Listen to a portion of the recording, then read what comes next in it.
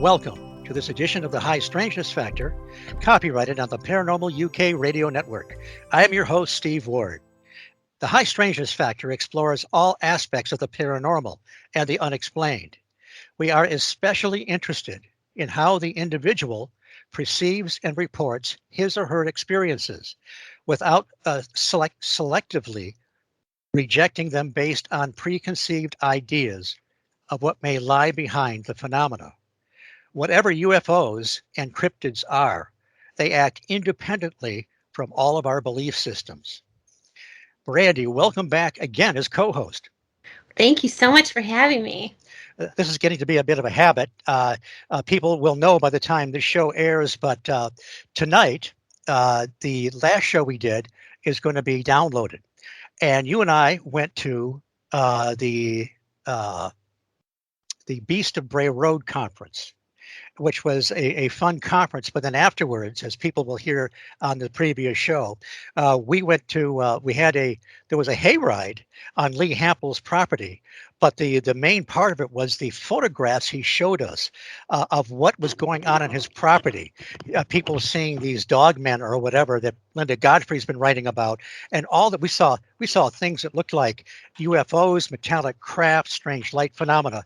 So anyway, that's something maybe we can take up with our guest as well later. But okay.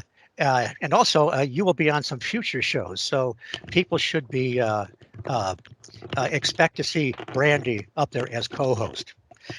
And now we do have a special guest because the three of us have been on together before. Reverend Michael J.S. is originally from Baltimore, Maryland. He moved to New York City in 1980 and lived there for 27 years, working as a professional actor before moving to Asheville with his family. Michael is an ordained interfaith minister and received his BA degree in letters from the College of New Rochelle, where he graduated cum laude. He received his Master's of Divinity degree from Union Theological Seminary in New York City class of 2000. Reverend Carter now serves as the minister for the Unitarian Universalist congregation of the Swanoa Valley in the beautiful mountains of western North Carolina. Reverend Carter has written articles on UFOs and religion for such publications as UFO Magazine, Alien Encounters, a British publication, the MUFON UFO Journal, and Contact Forum. He has spoken at UFO conferences such as the annual Long Island UFO Conference with the late Bud Hopkins, Contact in the Desert, and the International UFO Conference in Scottsdale, Arizona. Reverend Carter has appeared on radio and TV outlets across the nation, and as a longtime UFO experiencer, he lectures extensively on the topic of religion, spirituality, and UFOs. He has appeared as a frequent guest on History Channel's production of Ancient Aliens and UFOs, The Hidden Evidence. He has also been interviewed by Academy Award-winning actress Shirley MacLaine and George Norrie's Coast to Coast AM. Reverend Carter's books are entitled Alien Scriptures, Extraterrestrials in the Holy Bible, A New World If You Can Take It, God, Extraterrestrials, and the Evolution of Human Consciousness, God Consciousness, a 30-day meditation manual to God-centered thinking and the metaphysics of spiritual healing and the power of affirmative prayer. His most recent book is Initiation, The Spiritual Transformation of the Experiencer, a guide for contact experiences. All of Reverend Carter's books can be found at Amazon and Barnes & Noble. Reverend Carter, welcome back to the show. Well, it's a pleasure to be here, and I was looking forward to this, and I'm glad to be here, and thanks again for having me. Well, it's a real pleasure to have Brandi on as co-host again, yes. and us together. And mine as well. Yes. And we even had a pre-show meeting yesterday to make sure we weren't going to bore you with our questions. I know that's never going to happen, Steve. So I mean, but the sky's the limit. We can go wherever you want to go in this hour. Well, let's just start out. We know from your previous appearances and books that you have gone through experiences yourself, and I don't know how much you want to get into those specifics, but I'd like to know what drove you to write this book. It's not just your experiences. You've seen other people and how they've tried to process their own experiences. So take us down the path of how this book came about. It's a great question. Well, I resisted it. I had some friends of mine who kept saying, I see another book in you. And I was like, you must be blind because I have no intentions of writing another book. And this went on for about 2 years, year and a half. And then it dawned on me, you have something else to say. And you're absolutely right, Steve. Um, I run across so many people who, especially being, on Ancient Aliens and people, I encourage people to get in touch with me. And, some of them, listen, torches, that's hyperbole, but they're really in a tizzy about, I need to talk to someone about this. Do you think I'm crazy? And I know what that feels like because when I first had my encounters, and we can get into that a little later, I mean, I went to a psychiatrist, man. I mean, I thought I was crazy, and I had nowhere to go until fate, destiny, the universe, call it what you will. I read some books, I met some people, the right person came my way. The next thing I knew, I was in a support group, which I desperately needed, and that's what kind of got me. I mean, it's an open secret, if you will. I mean, I'm on these shows and I'm doing these radio shows and what have you, but I don't really talk about this. It's integrated into my life, I think, to a great degree. I'm a co-parent. I have to have my feet on the ground with more earthly things, but um, when I get the chance, such as now, why not? But I feel people need, for their own mental health, you need to be able to kind of get it off your chest and not be judged by it. And since the military um, has come out and at least not as transparent as maybe one would like, but at least they're acknowledging their craft in our skies, and so people don't chuckle so much. It's taken a little more seriously, and I think that's helpful. And the time is right for this kind of book. Yes, I had certain predictions about the government, and I was actually wrong about the one. You see, I thought they wouldn't ever admit to anything, but now with the whistleblowers that they covered on 60 Minutes and some other things, they begrudgingly, I think, come out and said, "Yeah, we don't know what it is, and maybe if we get some more money, we'll check it out." But I think they're waiting for the next celebrity breakup for it to run off the out of the newspapers, so people won't be concerned about it. Well, Because I think you're right. I don't think whatever it is or isn't, they don't have any control over it. And I Yes. doubt that they're ever going to admit that. Yes. Well, I think they are admitting it when they say, um, well, some of them have said, "We who are these? We do, who are these? What are these things? We don't know." They hover over our military installations. They hover over our nuclear facilities. My thing is this: you're right. They have no control over it, and they want to be prepared because one day there's going to be a sighting that they can't explain away. That's number one. But number two is, and this is my concern, they've already been talking about that this is a threat. They're hovering over our installations. This is a threat. And so the mindset is, if the only tool you have is a hammer, everything looks like a nail. And I get it. If you're a cop, Mhm. sometimes you see criminals everywhere. If you're a soldier, you see enemies everywhere. But there's no evidence, at least to my mind. But if they can control the fear factor and that narrative, then they can, because you need an enemy. When you're asking for these millions and billions of dollars for defense every year from Congress, you got to justify that with something. And Well, I so this think. is Oh, go perfect. ahead. This is perfect. No, I was just saying, to me, this is the perfect foil. I remember reading that some time ago there were actually some documents, some attempt through Congress where there was some ideas about creating a false threat, a false flag, Yes, in the false flag. form of an extraterrestrial bugaboo, Yes. and for the for the purpose of uniting us under a new world order or whatever. Yes. Apparently, that didn't go anywhere. But just the idea that they would conceive something like this is pretty frightening. Hmm. Well, it is. It is. But I'm thinking that hasn't gone away yet. Who was it? Carol Rosen, who knew Eric. What's his name? Von Braun. Yes. Oh, that's right. Yeah, she was talking about this years ago. That he had told her he was dying of cancer, and he told her that, and this was back in the 80s. Right. That the first threat was going to be, it was going to be Russia, and then it was going to be the Middle East, and then it was going to be, I forget who, there was one more, and it was four threats, and the last threat was the extraterrestrial threat. And so this is something that's been on the table, according to her and Von Braun, you know, since for decades ago. And that's what's so, I mean, these people are geniuses in a criminal way, if you will. Now, what would happen if they use that, use all that ingenuity and all that brain power for something that would help the planet? But I'm a big boy. I know that governments lie, and in order to stay on top, you do things, you lie, you cheat, you do what you have to do.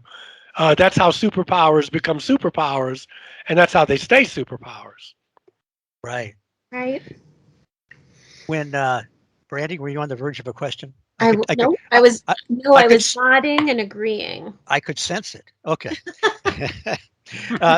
Michael, when now I talked to two people on my show that initially their experience was a matter of missing time.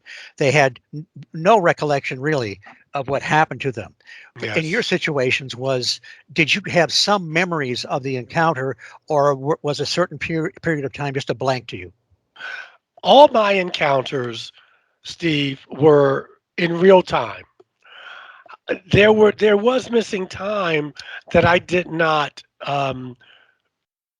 recall until I was regressed initially by the late Dr. Jean Mundy, who was wonderful at what she did, and then many years later at that Long Island UFO Congress, Bud Hopkins, the late Bud Hopkins, regressed me. Another person who was very good at what he did. Um, but not but regarding those two people, but my encounters were in my bedroom in real time.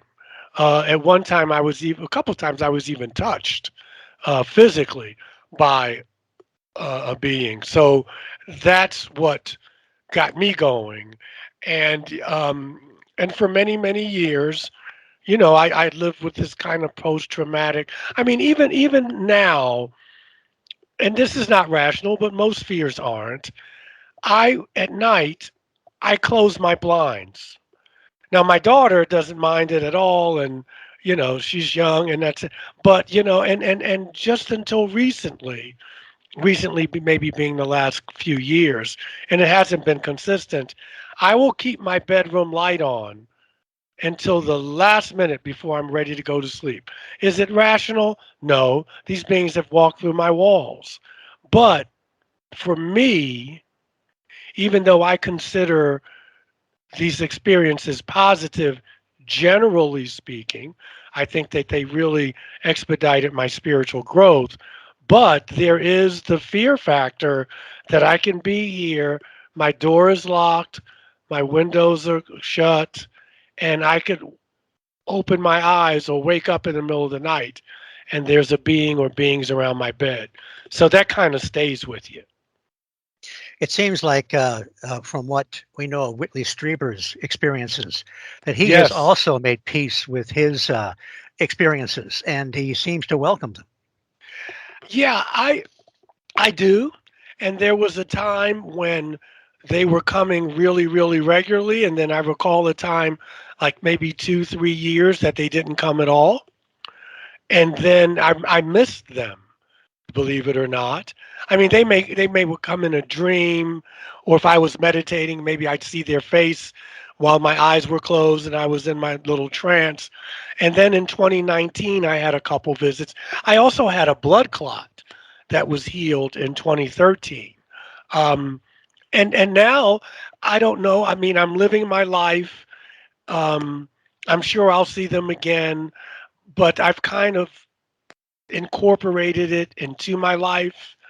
And I love that it outside of the birth of my daughter, um, these experiences are probably the greatest thing that's ever happened to me. I know. Oh, go ahead, Brandi. Well, so you don't see like, or you don't experience any anxiety wondering when they're going to happen again? No, I do, but I'm not as anxious. Like it could happen tonight. That's what I mean. I mean, I still have the fear Okay. because of what I told you. I mean, let's say tonight, um, we all go to bed and we say goodnight, which we will, and all of a sudden I'm next to your bed in the middle of the night, and I look like the average human being. That would freak you out, Oh, right? absolutely. Okay, so imagine seeing these brothers or sisters who, you know, except for the one person that I saw who healed me, he was more humanoid. Imagine a reptilian next to your bed. Imagine a tall white next to your bed. Imagine a praying mantis. That kind of ups the ante a little bit. Mm-hmm. And so I have that anxiety, but not nearly as bad as I had it in the first maybe 10, 15 years. Okay. So they appear as they either are or appear as different groups. You've seen I've seen different several different races, yeah, and I've seen well, we could call them gray. They were kind of chalk white. I've seen them. I've seen an Arcturian, which is kind of blue, a blue person. I've seen a reptilian back in 2019. The blood clot was healed by a Nordic kind of looking individual, and and then the praying mantis. I think I mentioned I saw back in 20. As a matter of fact, someone told me. Um, and we can get into that. It was unbelievable. They told me in 3 days you're going to see. I'm getting it. I'm getting that a praying mantis person is around you. This person was a lawyer, and they were a psychic. That was mind blowing to me. You want to talk about left and right brains? I did a conference in Nashville, Tennessee. It was wonderful, and it was very well received. And I met someone afterwards, and she was a fan, and she bought some books, and she later told her friends about me. And I get a call from her maybe a couple days after I'm back here at home, and we talk, and she says, "I have a friend of mine is a lawyer. I don't know what branch of jurisprudence she practiced, and she said she wants to talk to you." And she told me. She said, "I heard wonderful things about you. I'm glad I'm talking to you. I couldn't be there, but she said, I don't. You're going to think this is crazy, and but there's a praying mantis being around you." And I mean, what do you say to that? Oh my goodness. Except whatever. And I said, wow. I said, okay. And they said, I'm serious. And I'm telling you, in 3 days' time, you're going to see this person. And I said, well, okay, all right, I'm going to look out. And so the first night, nothing. The second night, and I'm thinking, well, wait a minute, is this kind of auto suggestion? I would walk from room to room and I get these chills, like there was a spirit or something in the room. But I kind of said, oh, okay. Um, uh, and then the third night, I can't explain it, but usually when I get a visit, it gets really, really quiet. I mean, no crickets, no nothing. And the air gets it's just, I can't explain it. Thick. It's just this eerie stillness. Like the Oz factor. Yeah. Okay. And I'm lying on my stomach, which is not the best way to sleep, but I do. And I feel something jump on my bed, and I turn around, and about 6 inches from my face is a praying mantis with those big eyes looking like an insect. I thought my heart was going to stop, and I felt like I was going to scream, and then it just dissolved. Like you see, like the molecules just Right. disappeared, like the Nordic guy did. And I was like, oh my God. And I called her and I told her, I said, tell your lawyer friend that is astounding, because 72 hours after she said it would happen, I had that visit. Wow. Yeah. But it's enough to make you, it can shake you up. I imagine I've not had experiences like that, so that's No. that. But I wonder now. I know in your book you mentioned that your healing experience was written by Preston Dennett. He wrote a book. He writes books with Yes. themes on Yes. UFOs and healings. Yes. Preston, my good brother, we just texted 2 days ago. Um, whew, this is going to sound like a blues song or a country western song. Back in 2013, I know, unbelievable. It was my dad died. Oh. I got fired from my job, not because he died. I'm hoping not. And um, and what was the third one? It was just uncanny. My dad had died in 2013. And I was getting divorced. Mm. So it can only go up from there. I hope your dog was all right. No, the dog, I kicked it and it's gone. No, I don't. Yeah, but so I mean, but it was crazy, and and I had a blood clot. Let's add that in. Oh, I had a blood clot. No history of blood clots. Now, this is what happened on July 4th, 2013. It rained. Why is that significant? Because it canceled the fireworks here in Asheville. I don't like fireworks. You've seen one, you've seen them all. And we would go, I'm being a good dad. I'm going with my ex, and you sit out there. It's hot. People are so close sitting next to you. You get out there at 6:37. You got to find parking. You're out there until 9:30 because they don't start until it gets dark. Mosquitoes are feasting on you. You're so close to people, and I was miserable. So on July 13th, I'm sorry, July 4th, it rained and they canceled the fireworks. Now, the thunder was so intense, it sounded to me like artillery.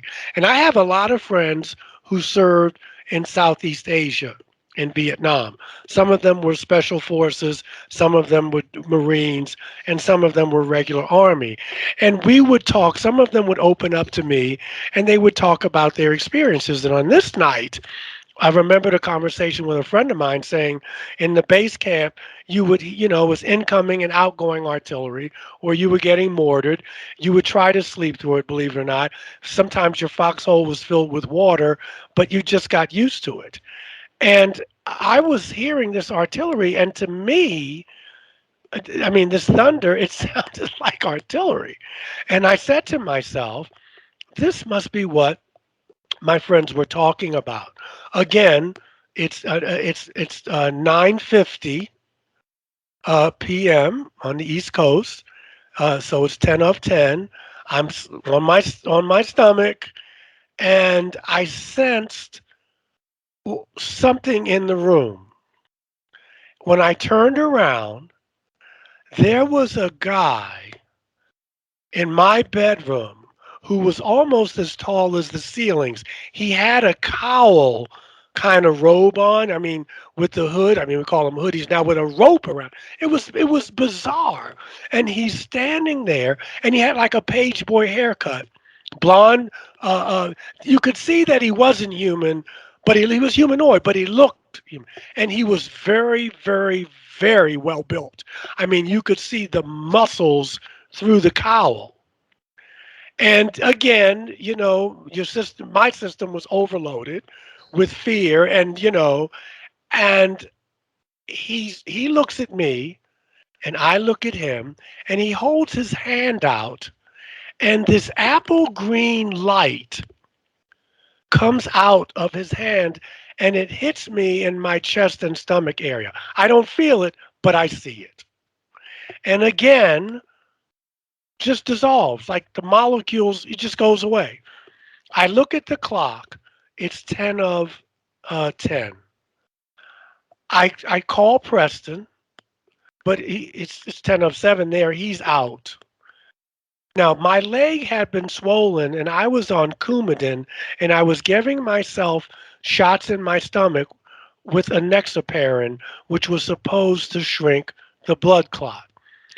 My legs are very, very thin. They're like ostrich legs. But my leg that had the blood clot was built like LeBron James. I wish I had legs like that.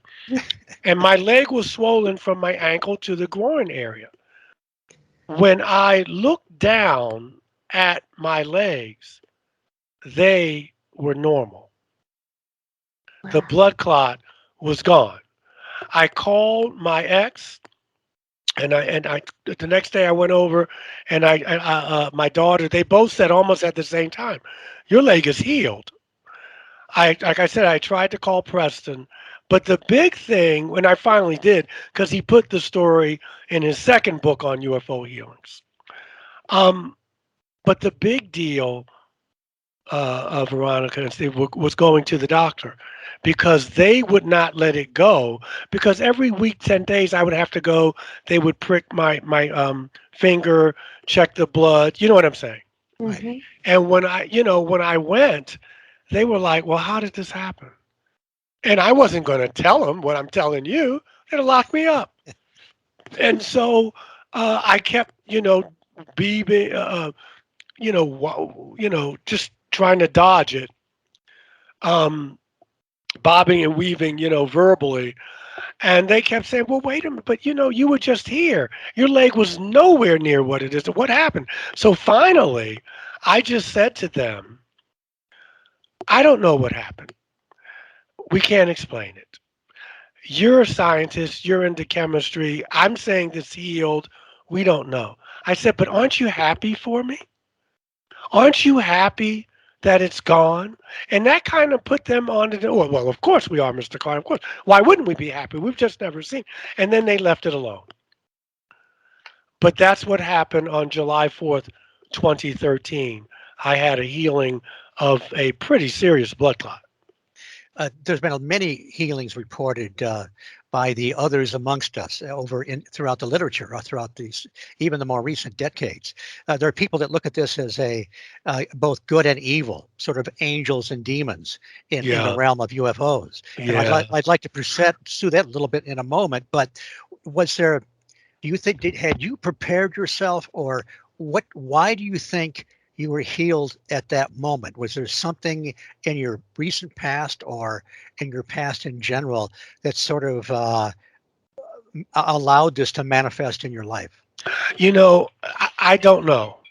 I can tell you and this is many years ago, when I was still very mentally fragile after having my initial contact when I got back from Mexico, I had a good friend. He's passed on now. His name was Gene Ashley, Michael Gene Ashley, and he was a very, very, very, very talented psychic. Did not know he had this gift until he took a course with Jose Silver's Silver Method Mind Control. You may remember, it was a while ago. And when I went to him in 1993, now my initial encounter was in '89, but I was still having encounters. And I went to his house. He lived in Harlem, up on 149th and Riverside. and actually 144th in Riverside. And when I walked in his door, we greeted each other. And he said to me, it's great to see you. We hugged and everything. He said, but you really ought to tell me when you're going to bring other people to my house, just so I can know. And Oh, I said, what are you talking about? He said, oh, Michael, stop it. You know what I'm talking about. And I said, no, I don't know what you're talking, which I did. I was just still fragile. And he said, you brought some people in my house. They're here now. He said, what you make, they look like little elves to me, but they have something to do with outer space stuff. I was floored. And then he said to me, and what I'm getting at is, and I had asked him why me, what do you see? And he said, you have been with them in other lifetimes, and you have nothing to be afraid of these people. He described them, he even drew one on a piece of paper for me on a legal pad. And he said, I don't know if you believe in Atlantis or anything like that, but you were very close with them there in Atlantis and Egypt. And he said, you were singled out at birth for whatever they want you to do. Now, I'm just saying that. I don't usually say that because I don't feel special. I don't have any Messiah complex or anything like that. And it's not even about all that. But he said, and they've been around you, and they will be with you even when you leave here. When you die, they will be around you. He said, but you're needed on this particular planet at this particular time. That's the only thing. Now, even if I discount that, it's like if they healed me from a blood clot, because it was huge, it was from my ankle and my right leg up to the groin area. If that had burst, it would have at least ruined my day. And so yes. the mere fact that they healed it means that there is something that I need to be doing. And I think I'm already doing it, but I think there's something that I need.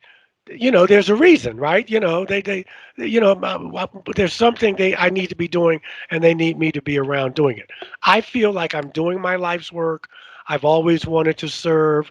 I try to be a bridge between races. I'm a diversity consultant and an anti-racism trainer.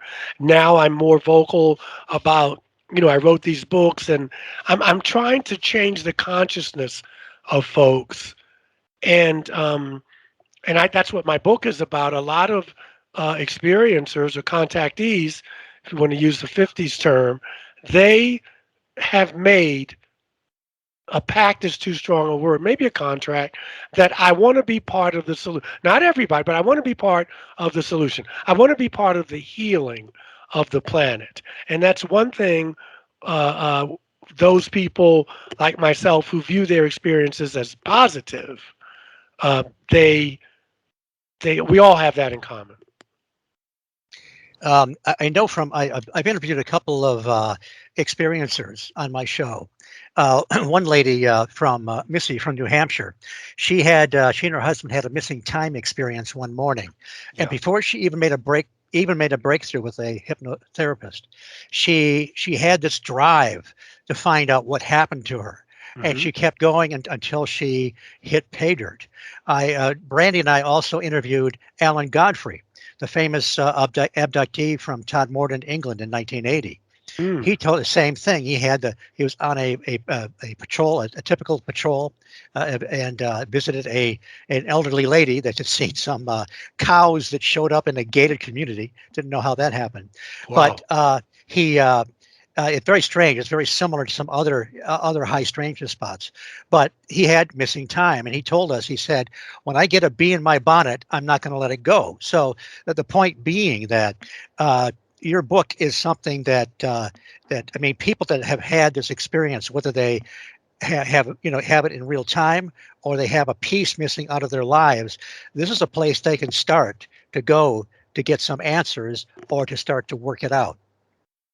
I hope it can be. I mean, there are people who don't think these experiences were pleasant, and I understand that because we all have had different experiences and we all interpret them different ways.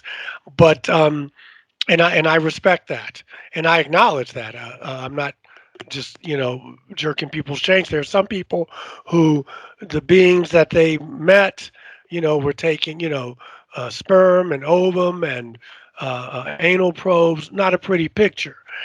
But that was the going narrative when I was starting to come about 20 years ago, and I just wanted to give an alternative to that so that we weren't stereotyping, because it's easy for us to do as a species, these beings. Now, I'm not saying all of them want to sing Kumbaya. I don't know that. Uh, but I do know that my experiences outside of the sheer terror have made me a better person. But I can't go. I wouldn't go and say that every race that visits us has our best interest. They may. I don't know. But I will say this: with the technology that these folk have, if they really wanted to kind of take over, maybe they have a prime directive. Uh, they would have done it a long time ago. It would be child's play for them. Right. Yes. Brandi? I'm curious, when you had the visitations by the different types of entities, I guess, were they there long enough, or did you get a sense from any of them that it was they were there for a benevolent reason or maybe a nefarious reason, or was it just too short to even or were you too startled to even get a sense of I was too startled. I know some people say, "Well, did you ask them where they were from?" I don't. Not unless Not unless. And I've heard of people where they calm them down or they do something. They didn't Yeah. do that. They didn't do that to me. Okay, and I wish they had. But no. What I got that was benevolent was the transformation that went on with me. Okay. That's Okay. how I knew it was benevolent. I was already on a deeply spiritual path. They expedited that. I became more authentic. I felt like I became smarter. My heart was enlarged. I'm a pretty open person, pretty loving person, but that deepened. And I had an incident where they did something that I didn't like. One, because when they would come, I would be paralyzed. They would paralyze me. Okay. And one, but I'm awake now. It's not sleep Mm-hmm. paralysis or so. Maybe you were just dozing off. No. And one evening they came, and the first time they came in 1989 when I came back from Mexico, um, they would come every full and new moon. It was like clockwork. So in some ways, I was expecting them, but that didn't make me any less afraid. Mm-hmm. And one time, they showed me in my mind's eye, because they would talk to me in pictures. Only once did I hear a voice when the reptilian told me, "Don't be afraid," and that was like I had a speaker in my head. I mean, but his mouth didn't move. Mm-hmm. But that's another story. So they showed me a syringe, and they they put. I felt this tremendous pain, in the back of your neck where your neck goes up into your brainstem, that little hollow back there. Mm-hmm. The needle went in there, and I got to tell you, it was excruciating. And so, I mean, it was just, oh my God. And so then all of a sudden, they left. And when I mean left, they just disappeared, and I was in so much pain. And I remember my girlfriend at the time said, I've never seen you. You was screaming. You were sitting in the middle of the bedroom in your shorts, yelling up at the ceiling. Oh my gosh. So yeah, yeah, yeah. It must have been a sight. So a friend of mine who was an astrologer, and she was open to this. One of the few people I talked to it about. She said, "Michael, try this. I know it's going to sound weird. You got to set some boundaries with these folks because you're not sleeping. You've got trauma." And she was right. Um, and I was yelling up at them, and she said, "Just talk to them, like they're there." And I did. And I said, "This is unacceptable. That you hurt me. You've hurt me." And the next time they came, which was about 10 days later, before the month was out, because it was twice a month, remember, and I was paralyzed, and they showed me a syringe, and I felt it. It was ever so gentle. They put it in the crown of my head. And it was like when you get your blood taken and the nurse is so good, you don't even feel it going in. It Right. was lovely. Yeah. And then I said, well, that's a beginning. They listened. They listened to me. Yeah, but things were happening that I couldn't. My hair grows really fast. Um, I got by on less sleep. I wound up doing energy work as a Reiki master. My skin and nails would grow. They Wow. grew really quickly. They were physiological, and I just felt like intelligent. Hmm. Um, And so I'm sorry. while Go on, Brandy. I'm uh, sorry. I'm sorry, while all this was happening, though, each time, even though you weren't necessarily alone at the time, whoever was there in the house with you or the room with you didn't experience any of this. No, no one was in the room with me when they visited me. The only time it happened was twice. Um, the first time when I got back from Mexico in 1989, and I remember when I wrote this book. This book came out August 2nd. I was talking to my girlfriend, who was my first wife at the time, and I gave her a copy of the book, and she says, "I remember that night." She said it was so strange. She said because you were so afraid, but she said I saw some weird entities or shapes in the room, but Oh, my mind just said I'm just going to go to sleep. oh my gosh. Yeah, yeah, She yeah. She said that totally she. disregarded them at the Well, time. they probably made her go to sleep. Yeah, I mean, because that's not a normal reaction. right. And then the other time it happened, but this was a dream, but it was in real time in the sense of the way my our apartment looked in the dream was the exact way it looked in real life, which made me feel like they were playing with time space stuff because usually dreams stuff is discombobulated, it's distorted. Right. In the dream, I was with my girlfriend at the time, and we were asleep, and we had a big window in our bedroom, and in the dream, I saw something that looked like a star, like a pearl, but it kept getting closer and closer to the window in the apartment. Now this was in Brooklyn, and I was like, "What the?" in the dream, and and then I felt like these someone tugging me, like, "Come on, let's go." So I jumped up, and no one was there.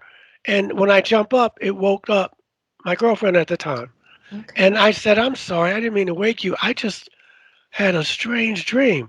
And she said, "Yeah, so did I." And she said, "Tell me what you saw." I said, "No, you tell me." She said, "No, tell me." And I told her. She said, "I had the exact same dream." Oh my gosh. And she said there was someone trying to pull us towards the uh, the window where the diamond was. And now we didn't get regressed after that, but I'm sure the continuation of that story was we probably left. We probably left. Wow. Yeah. Um, you have several lists in your book where you if someone wonders if they've been had an abduction experience or let's not call it abduction, some kind of a experience Yeah. Yeah. with the others, whether Yes. they have vague memories of it or not.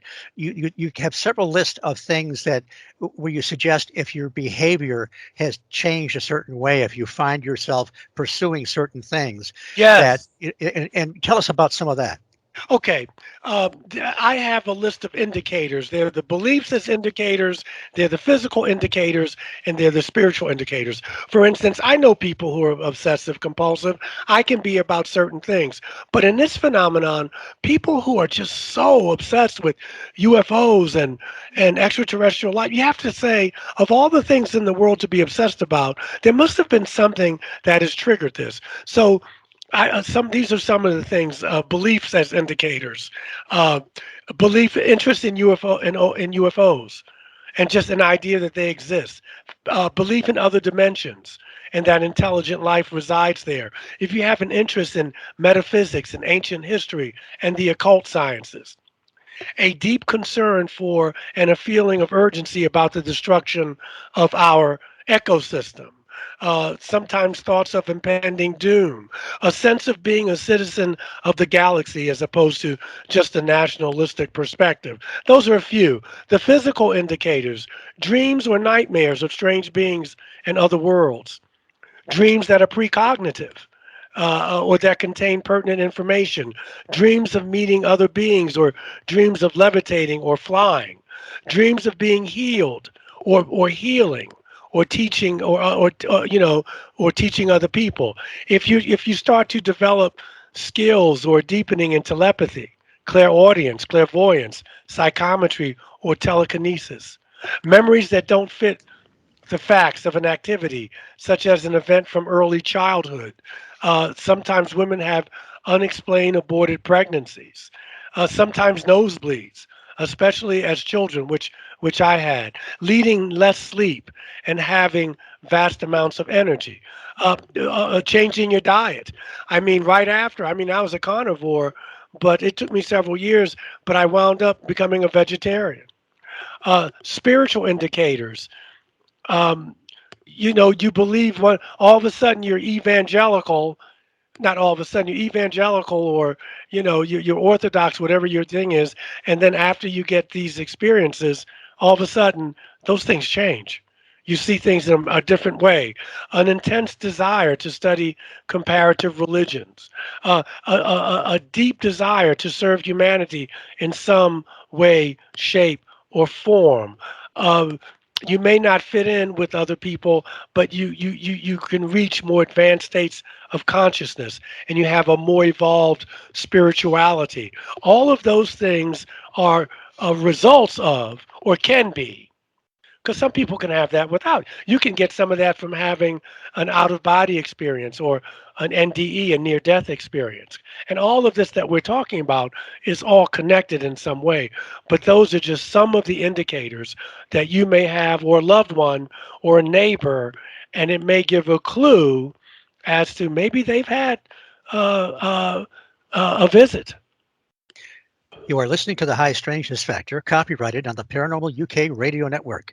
I am Steve Ward, and today Brandi and I are talking to Reverend Michael Carter about his latest book, Initiation, The Spiritual Transformation of the Experiencer, a guide to contact experiences. Brandi, did you have some more? I knew you got about 6 pages there of questions, single spaced, Yes. which she has perfect handwriting. I mean, I could read her handwriting through Skype. It's true. Well, anything, I mean, listen, I got to tell you, it's, I won't go on pardon for me. 6 pages, I promise. You mentioned, Sorry, pardon me. we can come back to the list that you just gave maybe later on, but when you mentioned about your healing and the healing and having a feeling maybe after this has happened to you that you're capable of healing others, I wonder what you think of any of the reported apparitions, the Marian apparitions, or the visits by the Virgin Mary. Oh, good question. Yes, yes, yes. Well, I think, I'll put it this way. And Steve, I love the word because I use it occasionally as well, high strangeness. In this phenomenon, anything is possible. Anything and everything is on the table. Now, the only thing is, that one can debate are the interpretations of what's being seen. Sometimes these beings can appear to you in a way that is more palatable for you so you don't freak out. Maybe they can appear to you as Mary or Jesus or Buddha. We know that this is the capability. However, I think all of this is on the table. And especially when you have, what are we going to say? 5,000 people at Fatima? I don't know the number. I'm just throwing that out there. All had a mass hallucination? Yes, that could be happening, but it's not probable. I mean, it's like a near-death experience. The only thing that uh, that's interesting to me is that if you're a Christian, you see Jesus at the end of the tunnel. If you're a Buddhist, you see Buddha. If you're a Muslim, you may see Muhammad. If you're an atheist, either you will see a bright light or you see some figure, and this overwhelming feeling of love. Everything else is the same. So you can't just write it off. And so if you're asking me, do I think it's possible or probable? Yes. S- Anything is. Sometimes they cross over. There's a Exactly. Marian apparition in I think the 1800s in France, where two children who were sheep herders, they looked down in a ravine and they saw this glowing sphere, and they looked and it had a door in it, and so they saw a woman inside crying. Yes, And when she yes. she came out, she was adorned in the raiment of Mary, and she gave them prophecies and warnings. So you think you're starting out as a UFO landing, but it's a Marian apparition. Right. And who's to say that these folks are not all working together? The thing is that and it's high strangeness, but you just have to approach it that this is happening. And we may not have all the answers. Of course, we don't. But something is is happening. I remember when I was in seminary and I was studying early Christianity. And, of course, in early Rome, people thought it was a cult. These people were fanatics.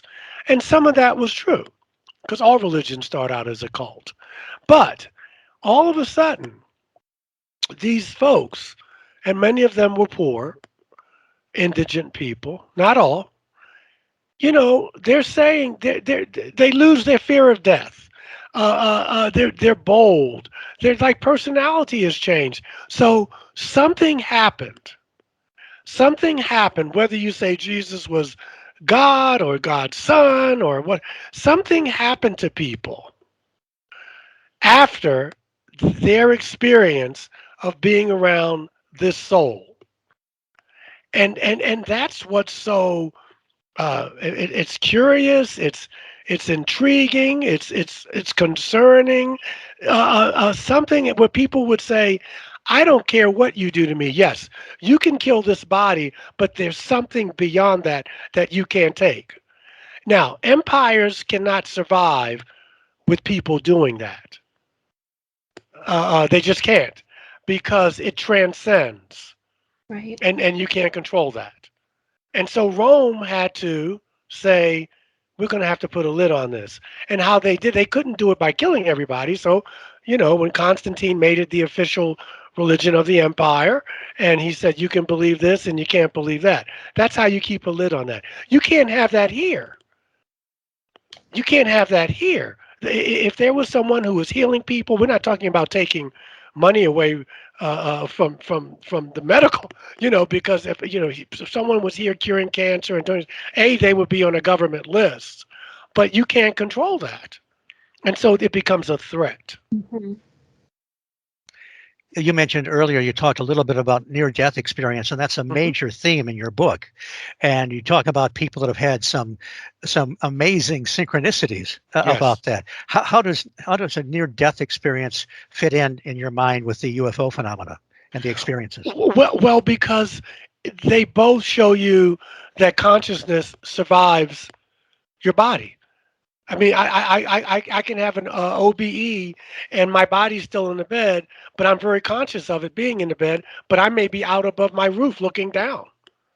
With near-death experiences, people say, I saw everything that went on. I tried to touch the nurse to say, no, I'm over here, and my hand went through her, but my body's in the bed.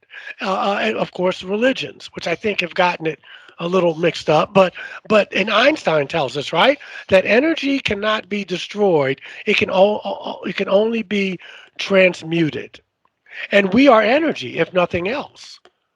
And so the body goes, but the consciousness goes on, and you can have a contact experience, and your body's in the bed, and you could be on a ship and you could see your body in the bed. I mean, that's in the literature. Okay. Yeah, okay. When I had my first experience in '89, when they came through the wall, well, I don't know how. I'm assuming that's how they came in. But when I felt like I was outside, and later Bud and um, Dr. Mundy regressed me, and I found out through regression that I was on a ship. I had no idea. I thought I was still in the bed. The only thing that gave me a clue was that uh, the temperature changed because it was in December. It was December 28th, 1989. And I said, now I'm on the 15th floor of the Excelsior Hotel, which is still there, 45 West 81st Street, between Columbus Avenue and Central Park West, right across the street from the planetarium. That's where we were living in a residential hotel.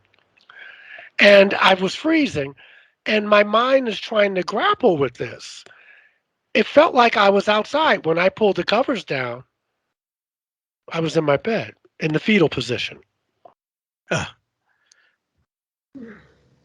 So, this is, it just changes your reality. It changes, it makes you think that there's more to reality and more to consciousness than what we think. And for me, whether, and because you don't have to have these experiences that I have to get there, it took that from me. But if we're going to change the planet, if we're going to change ourselves, because that's you change yourself, um, you got to change the way you look at life. Wayne Dyer said it very glibly: when you change the way you look at things, the things you look at begin to change. And so, yes, we still may get hit by an asteroid. Yes, climate change may do us in. Yes, we may barbecue each other by nuking. All those things can happen. But if you change, and that's what religion's at its best and spirituality at its best is supposed to help you do, you are changing the world because you are raising your vibration. You are raising your frequency. You are changing the way you look at life. What, maybe you're more loving, maybe you're more compassionate, maybe you're all of that. And that's how things change, because 9 billion people are never going to be on the same page at the same time. When I was a young man, I would go, why can't we have world peace? Why don't they get it? And that's a young person's dream. 9 billion people. Look, we could see a car accident outside if we were all together, and we probably couldn't agree on what we saw. So you're not going to get 9 billion people singing Kumbaya at one time. But what you can do is is change yourself, and that creates a ripple effect. Brandi had an interesting observation about your book and how it really has kind of a wider scope. You know what I'm saying, Brandi? Mhm. What we talked about yesterday? Yes, that even with your points that you were listing earlier about, you may be an experiencer if this or that. Mhm. A lot of those things, like you mentioned a little bit earlier, do happen to folks that aren't necessarily experiencers. Exactly. And so the book is really a benefit to everyone, not just the experiencers. And it sounds like what you were just saying was that maybe these experiences aren't the end result. They're kind of the push that people need to explore the consciousness and to Yes. explore what's beyond. Beautiful. Beautiful, Brandy. Because when you were talking, and that's the point. I know, for instance, I know people, two things. It can be an ego trip. Because people can get to the point where I've had these experiences and you haven't. So there's something special about me. And that's what you don't want. But number two is that, pardon me, that I don't need that outside event to help me peel the onion and the layer to who I am. So, and that's what, because my more orthodox friends will say, see, you were a Christian and they took you away from it. I was already working on having a different theology. Did they affirm that for me? Yeah. Not that Christianity wasn't true, but that A, there were different Christianities, but B, pardon me, that all paths are true as long as they unite. Anything that divides is not a genuine spiritual path. And the book, and I'm glad you said it, so there's a larger audience. Um, and we do we have to stay on the love train, like the OJ say. Get on the love train. Because, pardon me, I swallowed this tea down the wrong way. Um, the the main point of the book is that consciousness is eternal, and that the highest vibration always wins. And by that I mean that love is the highest vibration. Now, it's not going to win all the time, but in the end, it's going to win. And you can either be part of the solution or you can be part of the problem. And when I talk about love, I'm not talking about we're all going to sing kumbaya. I'm talking about that love being a verb, because and how we relate to our planet and how we're going to start relating to each other if we want to survive. I got another question for you, but before Yes. I got briefly, are there any films out there that you think kind of are at least are on track, or they look at the contact experience more the way it is, or more in a positive section? And obviously there was the fourth kind, which was a great horror story, but I hope it wasn't the MO of the visitors. So any films that you can think of? I would say in a different way, but Contact with Jodie Foster and Matthew McConaughey. Okay. I would say that would be one. Okay. And I would say go back and this is shameful self-promoting, but I really do believe if you can get a copy or stream it, Abduction Diaries. That was Spielberg's movie. I was in that. It was a documentary, and it's the story of 5 experiencers telling our stories. And if you can get that, I think those two would be close because they're not so Hollywoodized. I mean, I have to be honest, when I went to see Taken, which was supposedly the result of Abduction Diaries, it was just very Hollywoodized. Mm-hmm. And it didn't ring authentic to me. But, Steven Spielberg is, hi, what are you going to do? That was his vision, and, right. what are you going to do? But I would say Contact, especially the scene where she has the missing time, and, well, you just got to see it. And I would look at the documentary. It's called Abduction Diaries, and Steven Spielberg was the producer of that. And you can get it on, I think you can stream it. It's about 45 minutes long. Excellent. Brandi?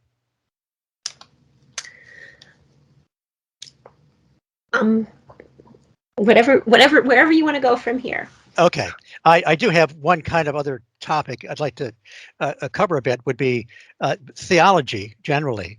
Yeah. You mentioned in your book how some people have, and I think you yourself were brought up in a belief system, very sort of fire and brimstone. Yes, and, I was. It could, people that would have this kind of an experience could think that this is strictly demonic and they've done something horrible to deserve this, and they might that might be the way that they translate this experience because of that background. What would you tell someone like that? Well, I would listen to their story first and foremost, and just try to be there with them. And it depended on what had actually happened to them. Like it would be hard to sell someone that after they had a probe or some type of sexual thing or some violation, it's not much you can say to them except to suggest, to get in a support group and to see someone. But for those folk who it just kind of brought it kind of nothing like that maybe happened or that they remember, but it kind of shocked them. I would say to just hang with it, to don't draw any conclusions right away. um I would at least say as a minister, you know it's going to make you rethink God or what you call God. Because I would relate to them. Listen, I may have come from a similar background. I was told that God was a man, that was up in the sky, and I had all these little pat answers. And what these experiences do is they make you have to say that it's really complicated. But I will say this, and I would give them the quote from Einstein. Einstein says, allegedly, that one of the most important question you'll have to answer as a human being is if you think the universe is a friendly place or not, because that will be the basis of how you live your life. And if you look at the universe as a fearful place, then that's how you're going to live your life and that's what you're going to experience. If you look at the universe as a place of possibility, as a place of an adventure, if you will. You'll have a handle on the things that happen to you that cannot be explained. And I know that from my limit, I'm certainly not a Bible scholar, but I know Yeah. from looking into if you go back into some of the translations, and some people won't like what I'm saying here, but some of the translations weren't perfect. For example, Oh yeah. the heavy phrase "sin and repent." It makes it sound like you got to wallow in your guilt and forever. But it's been pointed out to me that repent comes from the Greek words metanoia, which Mhm. literally means to think beyond your thinking, to Yes. raise your thinking, sort of like when Paul said, putting off the old man and putting on the new man. And Exactly. then sin was a term in archery that meant to miss the mark. That's right. So rather than walking around with this heavy guilt, it's just saying, change your thinking, improve your life, and raise your sights higher. That's right. I agree with you totally. And that's how I try to live my life. But it was a process. And that's hard for people to accept because it runs counter to everything we've been taught, especially here in the West, because we've been taught it's good or it's bad, it's black or it's white, it's negative or it's positive. That's why I learned so much from Eastern religions, and that's why I love the Taoism, because the symbol is the circle and it's a black and white. There's a little light in the dark, and there's a little dark in the light, and that's a more realistic perception of what the universe and life is about, as opposed to, and also they can live with mystery. But in the West, we've been taught this formula, and it's easier, certainly, to have all the answers, but you never have all the answers. And any God that you can dream of is not God, because God is always beyond. The finite can never comprehend the infinite. We just can't. Now, maybe when we're out of these bodies, one day we will, or maybe you get glimpses of it in your OBE or your NDE, or if you have a meeting with an interdimensional being or what have you. But the day-to-day stuff, you don't have that. That's why meditation is so important. That's why spending time in nature is so important. That's why spending time alone is so important, because sometimes it can lead you to uh, those types of experiences and and that's what's crucial. Because the thing is, and this is what I wanted to say, Steve and Brandy, I'm using this as an example. People have these experiences, and all of a sudden their psychic faculties become more intense, or maybe they discover they have a gift of healing, or whatever that is. One has to remember that those are the gifts, or those are, they can be some of the results of walking a spiritual path, but don't get that confused with the path. And some people think because they've seen star people, or that all of it, that's not the path. Those are some of the rewards you can get. I know people who are great psychics, and I know people who are wonderful healers, but I won't even go to them because there's something about their energy. And so people say, well, they have this gift, and they must be very spiritual people. That doesn't mean that. All that means is that these are some of the results that can happen. But they don't mean that all of a sudden this person is somehow superior to you or has more potential than you. That's a mistake that we can make. And that's not the path. Those things can happen while you're walking a path, but that's not the path. I think Wayne Dyer would have loved your book. Well, it's probably part of. First of all, thank you for saying that. He's probably nudging me to, yeah, because it's metaphysics. It's been going on since time.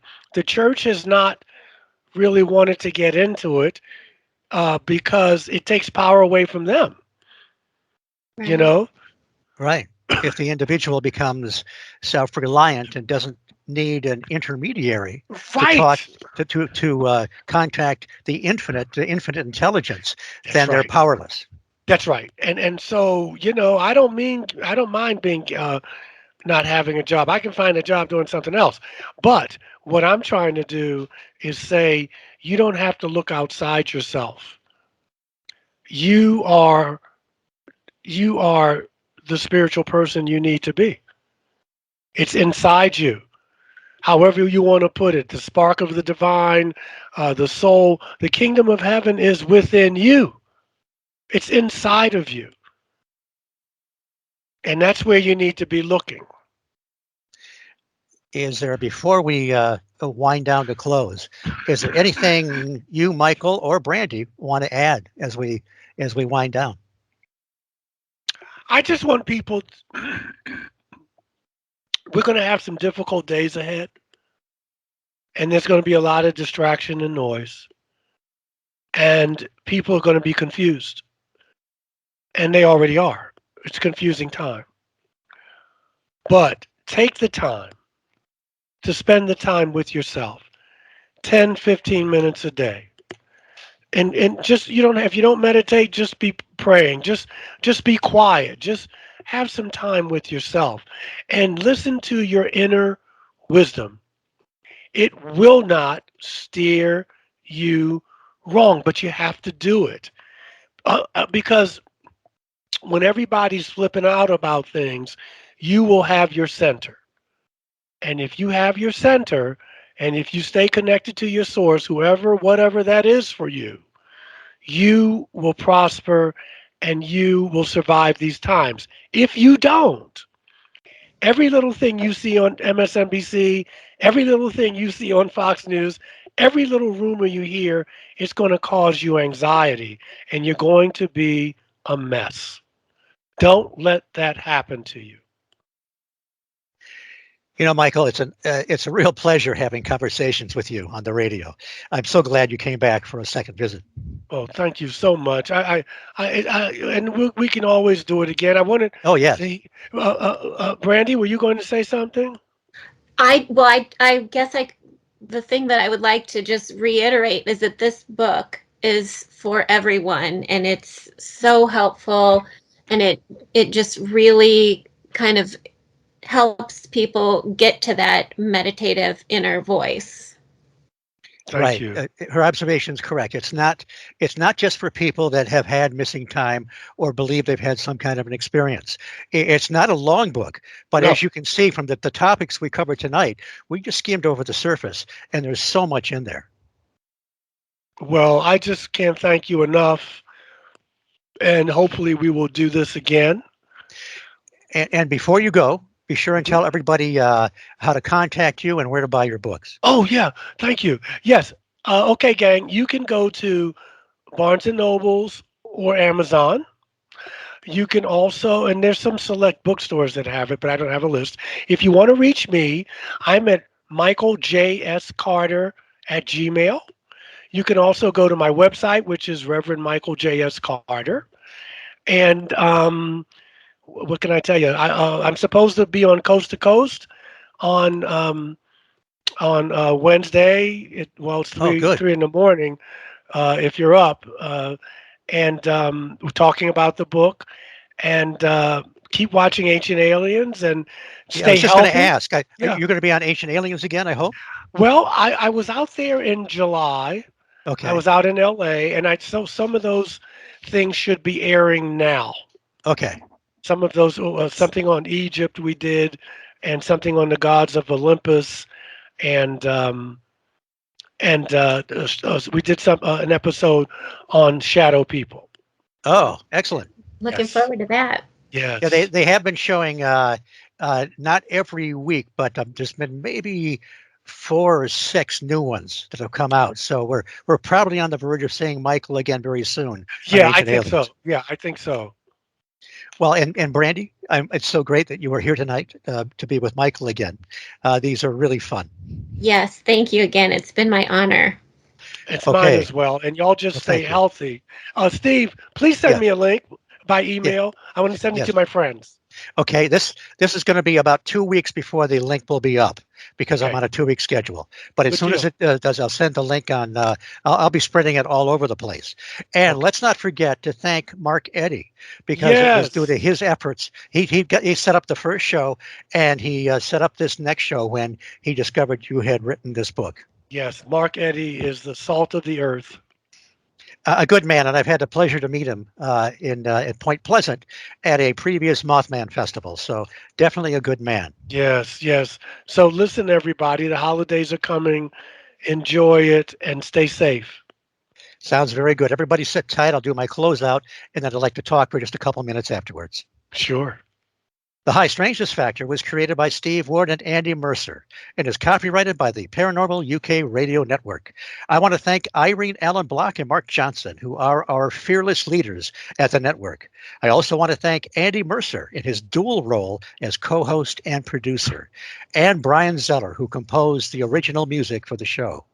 I can also be heard on Mac Maloney's Military X-Files Weekly as a correspondent on this same network. And I am Steve Ward, your humble host here on the High Strangeness Factor, a displaced Yank here on Paranormal UK Radio. Thank you for listening. I will see you all again in a fortnight. Take care. Well, this might be the end of Steve's actual show this evening, but I have something else to announce that you might find interesting.